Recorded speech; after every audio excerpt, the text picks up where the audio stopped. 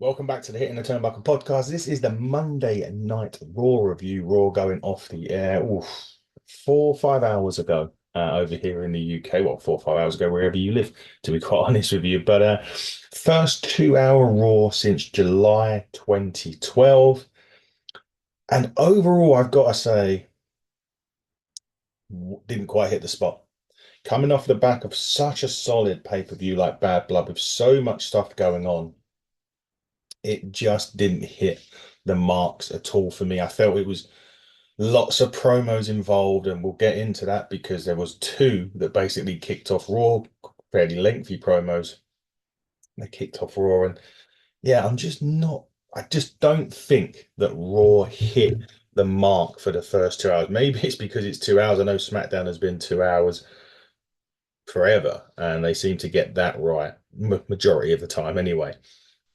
But Raw did not hit the mark for me at all in this 2 hours. It it felt, I don't even know how to describe it. It just didn't feel like they put a lot of effort into this Monday Night Raw. I know it's quite a silly thing to say, but yeah, really, really off for me in general over for the last 2 hours. Could it just be that they're, going through the motions on Raw a little bit because they're going to Netflix in January, you go back to 3 hours in January? I don't know. But something didn't quite hit with Monday Night Raw this week. And it did indeed begin with a fairly lengthy promo from CM Punk. Punk going into the fact that, he didn't feel like a winner. He didn't, that he's coming here tonight. He's obviously appreciating the fans. He didn't feel like a winner, even though he's won against Drew at Bad Blood. He's banged up. He didn't feel like he had another Hell in a Cell match in him, and he was right. Basically, putting into perspective that he hadn't been home in 5 weeks or whatever it was, and that he's basically blessed to walk the halls with the majority of the people that he works with, and ultimately he's going home and he doesn't know when he'll be back. Obviously this is a whole contract thing. He'll take some time off now. He'll be off our screens for a while. And again, I'm not saying he's going to be off until January. I think he'll be back way before then. But the bottom line with this is a lot of this is me thinking, well, Raw's only 2 hours now. You can't keep having lengthy CM Punk promos every single week. Then there may be a few that's going to start actually, because we'll get into that in a minute, because it's the following promo that happens is one that kind of is leading to the fact that someone's after CM Punk. But yeah, I think this is, I don't know, and this just goes back to my point about, is WWE really giving a shit about Monday Night Raw for the next few months? Is it just going to go through the motions with some good bits and pieces here and there, but ultimately they're not really pushing until the Netflix deal kicks into place in January? I don't know. But Punk finished off the promo, basically says he's got a lot of flowers to buy for his wife. He appreciates you all. He would like to say he'll see us soon, but he just doesn't know. I think maybe a month or two may pass before we see Punk again. Back end of maybe the back end of November, early December. Not sure he's going to be a part of Survivor Series. I don't think and in a way, I don't think Punk's needed at Survivor Series with what's kind of going on elsewhere. I think we're going to be okay without Punk doing Survivor Series. Certainly not going to be in Saudi Arabia, I don't think. And again, I don't think it needs CM Punk in Saudi Arabia. I think there's enough going on. Unless somebody coax him out of it, and we'll get into that in a minute. Because I said two lengthy-ish promos start a 2 hour Raw, and this is the thing. Where it used to be on SmackDown and the Bloodline, you could get away with it because there was the storyline with the Bloodline. There was enough going on to give you compelling television. So the promos are okay on SmackDown. Those longevity promos from the Bloodline, because of something would always happen, and you'd always be like, "Wow, okay." With Raw going 2 hours, you can't facilitate promo because there isn't really enough going on storyline wise, in my opinion, on Raw to warrant them going over and cutting promos and promo after promo after promo. It just doesn't work for me personally. If they can get a good storyline going, then you get away with it. But SmackDown have done that for years with Bloodline, as I said, but Raw starting with two promos just didn't work for me. And again, the whole show just didn't quite hit right. But anyway, I keep repeating myself. Let's move on to the very much next promo, and somebody who's going. Well, was mentioned CM Punk in his promo, amongst others, and that was, of course, the returning Seth freaking Rollins returned on Saturday at Bad Blood, costing Bronson. No, he returned last Monday on Raw, costing Bronson Reed the last Monster Standing match by giving him a curb stomp on the stairs. And he said, he actually said to CM Punk, CM Punk wasn't in the ring at the time, but he said, from all of us here, get well soon, because the sooner you get back, the sooner he can kick your ass and basically retire him. And Seth has been gone a couple of months because of Bronson Reed. And he said the fans were singing a song, so he was telling them to sing. So he said a lot happened this weekend at Bad Blood, and it did. Dominic Mysterio was hanging from the cage, the Hell in the Cell, and of course the final boss, The Rock, returned. And he said hell was also frozen over since he's gone because Cody Rhodes had teamed with Roman Reigns and was getting punched in the mouth by Kevin Owens. And he also said, which he's not allowed to talk about. That's one thing that the WWE have done well, I think, this weekend. And I know it's caused a little bit of sort of a controversy or a mixed reaction from the fans on socials and the internet wrestling community. Um, I actually think it was good having Kevin Owens attack Cody like that. The cameras weren't there. It was all filmed with people's cell phones, mobiles. Jesus, I'm not in America. Mobile phones, and it was actually. I thought it was quite good because they come out and said, "Yeah, we're aware of an incident." It's a lot like things that happen in general day-to-day life that shouldn't happen, and they're not prepared for it. I like that. I thought it was actually nice to see him doing something differently instead of the same old stuff. I mean, Kevin Owens turning heel again is same old, but at least they've done it in a different way. And actually, I kind of like that. I thought it was pretty cool. Anyway, continuing with Seth Rollins' promo, he was kind of said that Bronson Reed, well, you've made a name for yourself now, big boy. But he'll give you your 15 minutes of fame whenever you want it, basically. And just name the place, basically, and he'll be Seth Rollins and Bronson Reed. Except this time, Seth Rollins will actually be expecting him. Seth and Bronson Reed should be should be a good match. Is it going to be one of Seth's better matches? No. I don't think he surprised us against Omos. He got a good match out of Omos some time ago now. Well, if it was like, it must have been last year, it might have been after WrestleMania last year, actually. He got a good match out of Omos anyway. And him and Bronson Reed will be a good match. And Bronson is a destroyer. The only concern I would have is Bronson losing the last man standing match that he did, or monster standing match that he did last week, and then coming back and then losing to Seth, in my opinion, would be a little bit again demeaning of him. If the big man keeps losing, the credibility goes, and then you can't push him for championships because, well, he's lost to Braun Strowman, he's lost to Seth Rollins, and it carries on and on and on. This is what we're saying about Braun Breaker before that Intercontinental title match, because fun enough, the first match of the night was the Intercontinental title match that we'll get into, but Braun had to beat Sami for the Intercontinental titles, Sami Zayn, when he did because the credibility and the hype around the hype around Braun Breaker, sorry, would have diminished, and it wouldn't be as good as it is now. And he's up there now, and he really is ready for the main. He's really ready for that world title push when it happens. I will say something does happen on Raw that would instigate where he's going or where he's alluding to next. But anyway,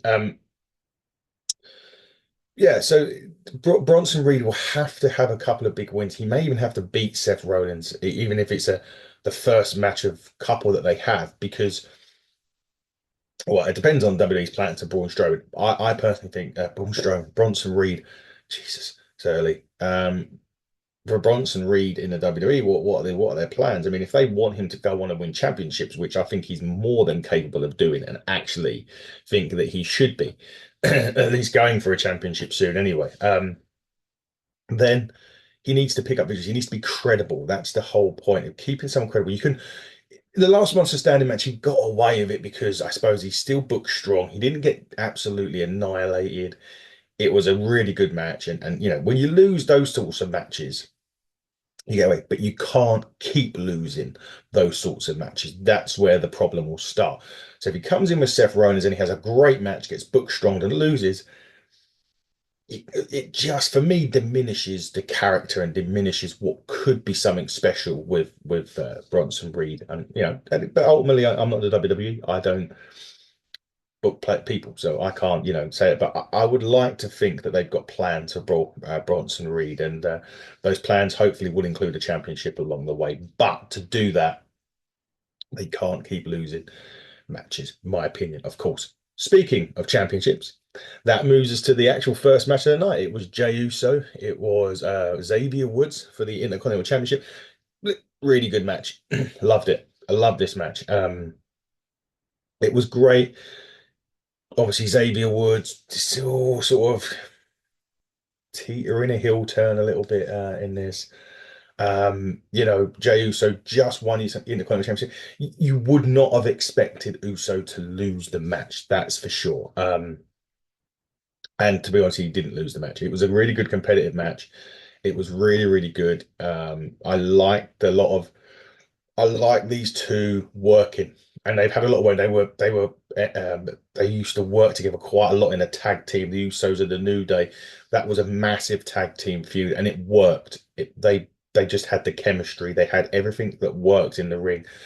So these two going in there was never going to disappoint, and it didn't. The Uso splash did win the match, but at the end of it, there was meant to be a handshake, but Woods refuses to shake Jey Uso's hand.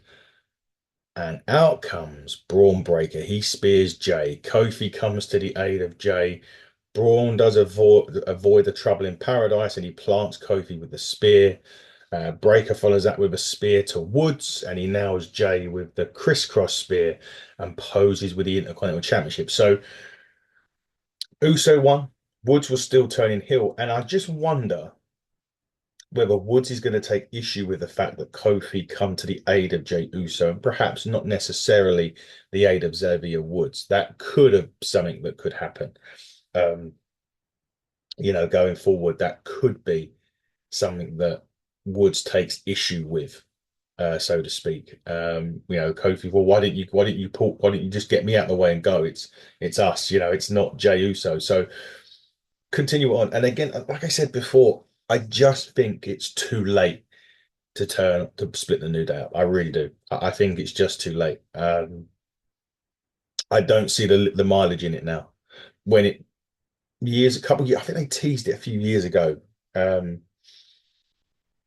Even when Kofi won the title or E, and they maybe when Kofi Mania, they could have easily have turned E heel then. And then remember the Evolution spot where Randy won the title, was hoisted on the shoulders, and they dropped him back, and Woods and E then carried on and kicked Kofi out. That would have worked. That would have been perfect. But to do it now, nearly 10 years after the New Day got together, I don't mean it's going to enhance any careers by doing so. So I still think it's not the right thing to do. Yet another promo now, and these are not necessarily in-ring promos, but this was Rhea Ripley. I said, Liv Morgan, I knew you would weasel your way out of bad blood with the title. You just continue to prove that you can't beat me at all by yourself. Bringing Raquel Rodriguez into this smart. She said it's smart, give it that. But it would have been smart if you didn't get caught. Now all you've done is guaranteed another beating and delaying the inevitable. The thing is, Liv, you need Raquel, and I just need to go through both of you. And I think what they'll do here is Rhea and Raquel will have a little feud. It could take a while, for them to finish their feud. Liv may go elsewhere for time being, continue the title. I don't want to see this go all the way to WrestleMania. And I know Rhea come out and said she would like Bianca Belair at WrestleMania, and that would be actually a really good match. So I would like them to do that and perhaps concentrate. So perhaps maybe she takes the title off of Liv. Maybe the Rumble time, could it go? Is there enough mileage for it to go? I suppose if they do Raquel and Rhea Survivor Series, and then you're kind of in that the next pay-per-view, unless there's another one in between. I can't know if there's another one in between. I can't remember. I haven't got the pay-per-view scheduled to hand as I'm on holiday mode. Not that I'm gonna big that up all week at all. Um, so I don't know if there's another one in between Survivor Series and Royal Rumble. But assuming there isn't, I would say that Rhea maybe beats Liv at the Royal Rumble. Bianca wins the Rumble, maybe. I don't know. Anyway, I'd like to see Rhea and Bianca at WrestleMania. So for that needs to happen, potentially they need to change. One Potentially Rhea needs to win the championship, or Bianca and Rhea wins the Rumble. Who knows? That followed another PFR vignette. Now, one thing that we will say with PFR now that we can definitely rule out, it's not Ray Phoenix, it's not Penta El Miedo. That is because AEW obviously added some time to Ray Phoenix's injury, which they're entitled to do. And to be quite honest, I don't see what everyone's complaining about. They're entitled to do that. That is something that WWE do all the time. Just because they want out doesn't mean it's out of spite. It's they're entitled to do it. I mean, if you're Ray Phoenix, look at this. Look, I mean, another way of doing it is I know they'd want to be competing, obviously, but they're paying me money to sit at home. Okay. So if your boss said to you, do you know what? I know you want to go to such and such company, but I'm adding time because you took all this time off, but I'm not going to use you. So just go home and we'll pay you to go. You're going to be sitting at home earning money. Are you going to turn that down? No, of course you're not. Even if you really want to go, so you're not going to turn that down. You're not going to say, nah, it's all right, boss, I'll just sit here for free. Not going to happen. So they will come to WWE when their contracts expire. There's no doubt about that. I think that's near enough a guarantee. I mean, Penta has said that he's ready for AEW if they want to use him. What they've got to do is call and all that sort of stuff. But anyway, the the PFR vignette is the War Raiders or the Viking Raiders coming back as the War Raiders. That's who it's there for. That's who they'll be coming back as now as the War Raiders. And with that, and obviously the Motor City Machine Guns vignettes that are earning. The tag team division is boiling now. If the pan's been put on the stove, the water's been put in, the heating has turned up, and we're starting to get the water boiling in the tag team division. It ultimately depends on how the WWE use them as they come back. Are we going to see a reinvented tag team division or rejuvenated tag team division in the WWE? I'd like to hope so. I really would. I love tag team wrestling when it's done right. And actually, we just mentioned New Day and Usos. That was brilliant tag team wrestling. So there we go. But it is for the War Raiders. They will be coming back soon, and that will be another addition to the tag team division. That will be great. And you can see how great Ivar was on his own, away from Eric when Eric got injured. Ivar come on and done great stuff before his injury. So really, really excited to see the War Raiders when they come back. The next bit was Braun Breaker. He just refused to answer any questions that he was being asked by Jackie Redmond. Then The Miz was talking to Karrion Kross. So Karrion Kross has always done, every time Karrion Kross has got in a ring with someone or has played mind games with someone, they've changed. Drew McIntyre changed. He turned heel. Oh, there was one other that I had it in my head and I can't remember what happened. But anyway, well, recently, Xavier Woods, he's now sort of switch it. And The Miz obviously turned on R-Truth last week. The Miz talking to Karrion Kross. Miz did say that he's not going to be a part of the Final Testament. He's just tired of R-Truth putting in random matches and the lack of respect that he gets from the WWE Universe. Well, Miz has always had a lack of respect. Then Truth tells Miz he's not in the Judgment Day. The awesome Truth is done. Truth thought that they were brothers, and Kross says that Miz shouldn't allow Truth to get in his head. And Miz proceeds to challenge Miz has challenged R-Truth to a match next week on Raw. There you have it. Awesome Truth are no more. Miz has turned heel again. Miz does his best work as a heel. There's no question about it. The point of Miz is you're meant to hate the guy, and everyone does. So Miz being heel is absolutely fine.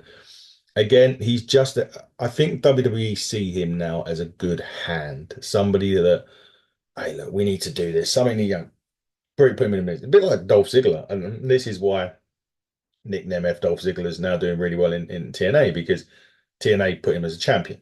He was never going to be the world champion in WWE again. That's, he was the good hand. I think even Matt Hardy was a good hand at one point when he was a single, and people getting victories over him quite a lot. You know, but that's how I think they see Miz. And one person who we haven't seen to WWE have got nothing for is Nakamura. Now that's another one. See, Nakamura, when contract expires, I don't know when that is. Nakamura will be. I think Nakamura should leave and go. And I said this. I even said this before a couple of years ago when we were talking about it to Parker and everyone else. And I said Nakamura's a fit for AEW, and I think Nakamura should go leave WWE when his contract expires, whenever that is. By the way, I don't know, but yeah, he should go. And I also think AJ Styles should go because I think there's enough in the tank for AJ Styles to go to AEW or to go to wherever. I'm not just saying go to AEW. That's just but options. But um, when AJ Styles' contract go, he should definitely. I think he's done. He's got to a point in WWE where he's done everything. He doesn't need to do anything else. There's nobody there that I see really that is what and I don't mean this disrespectfully, but in terms of AJ meaningful feuds, in terms of AJ, again another one I don't think's ever going to be world champion again. And if AJ has the any sort of ambition to be a world champion again, he'll need to go elsewhere, whether that's AEW, whether that's New Japan. I mean, I'd say TNA, but he's ruled out going to TNA. And funnily enough, he's ruled out going to TNA as part of WWE as well. That was a recent interview that he'd done. However, last thing on AJ, and I know we've kind of gone on off a tangent before we get on to only the second match on Raw this evening. The injury to AJ Styles on SmackDown is legit. We thought it was part of a story last week. Apparently, an MRI scan has been booked. So interesting. I thought it was part of the storyline, and maybe it still is. Maybe that's the information that they're feeding through everybody because the storyline is going to be that he was going to come out and basically say this is my last run and start to wind down, but have the matches that he wants to have, so to speak. That was the storyline. Whether or not he's actually injured or whether this MRI scan is just a part of the storyline to keep it, quote unquote kayfabe is another thing. So I don't know. Wait and see. But if it is a legitimate injury, obviously we wish AJ Styles well. Now we've moved off on tangent. Let's get back to the action. Only the second match on Raw of the night, and it was a good old fashioned Donnybrook match. Pete Dunne and Sheamus. They listen. Banger is obviously what Sheamus always says, and banger is exactly what this was. Cricket bat, shillelaghs, you name it, they used it in this. Eventually, the bro kick by Sheamus picks up the victory. And I'm a little bit, Sheamus winning. I just think Pete Dunne deserves better. He's so much better than what they're, these are. I'm not expecting him to be multiple time world champion or anything like that. But since he's gone from NXT to the main roster, I don't want to say fumbled, but they could have used him a lot better than that. A lot better than that. He could have been an Intercontinental or a United States. He could have done more than what he's done on WWE TV. Sheamus picking up, as I said, losing to Sheamus again. It's just, I don't know. I just think they could. I just think he's one of those what ifs, and one of those he could have been someone, but ultimately he's not. And Sheamus picks up the victory on Raw this week. I don't know what happens from there. That's the thing now. What happens? And obviously, Raw not being 3 hours anymore is another thing. Where does he go from there? There's only got 2 hours now to do something with him. It's a difficult one. It really is a difficult one going forward. But we'll see. We'll see what happens as Raw rolls on 2 hours. They did try and get a word with Cody, who was backstage. Cody from SmackDown was backstage on Raw. Who would have thought it? I mean, there is a draft. Anyway, he did say that he's saving his thoughts on what happened for SmackDown, and he's here tonight to find out what it takes to become a WWE Crown Jewel Championship. So for those of you that don't know, Triple H announced the Crown Jewel Championship at Bad Blood, and basically the world champions will go against each other. Both men and female world champions will go against each other, and the winners will ultimately have the Crown Jewel Championship. When he could have actually done something that meaningful and produced the Intercontinental and IC Championships, the Intercontinental Championship and United States Championships for the women. But no, he chose to do that instead. And so basically, the main event is Gunther and Sami Zayn for the world title. Cody's here. He wishes Sami Zayn luck and he wants to watch the match. Simple as that. And then we go to the Judgment Day, arrive in the arena with Raquel Rodriguez. Liv Morgan doesn't care about the controversy from Bad Blood. She still has the Women's World Championship. Daddy Dom, the Judgment Day, and Raquel Rodriguez. She's the only person in the WWE that wins. She said, even when they lose, even well, they wins even when they lose, and Raquel refuses to answer any of the questions, and they decide to leave the building. So they arrive the arena and leave the arena. Yeah, I didn't get it. I didn't get it at all. And then we go backstage again to Adam Pearce and Ava from NXT, and Ethan Page. Funny enough, and Ethan Page has some unfinished business with CM Punk, but Ava does remind him that even that she's his boss, and Ethan gets introduced to Sexy Red. What was the point? Honestly, what was the point in that whole segment? Ethan Page coming to Raw? Was that going to be something that was going to happen? Why didn't they do something like that? Why are they, what was that was 3 minutes that you could have got back of our lives. I don't understand it. Unless something's going to happen. Obviously, NXT's tonight from St. Louis, Missouri. Randy Orton's going to be there. Didn't see the point in this whatsoever. Had no. I sat there and I saw this segment. And I was just like, well, what is this? What is Ethan Page wanting a call up? What's the deal here? I mean, Ethan Page absolutely deserves to be on Raw or SmackDown, but without a meaningful feud to start with, unless that feud is CM Punk, and maybe that's where they're going with it. Cool, but it just felt really off, really weird for me. Really did. Didn't like it. 10-woman tag match now. Natalia, Lyra Valkyria, Selena Vega, Katania Chance and Caden Carter, Casey versus the Unholy Union and Pure Fusion Collective. Look, I enjoyed it. I did enjoy the match. It wasn't massively long, considering it was 10 women in it. Natalia's team won. Natalia, Valkyria, Vega, Casey won. And Valkyria got the live Valkyria got the victory on this. It just felt like we need to have the women on the show. Let's put it together. And there was times during this match where the ref was losing control, where it was all in there, everyone was getting involved and doing stuff. But yeah, it just felt like we need to put the women on the show, so let's get them on there quickly. And how are we going to do that? Bung them in a multi-person match, and that'll be okay.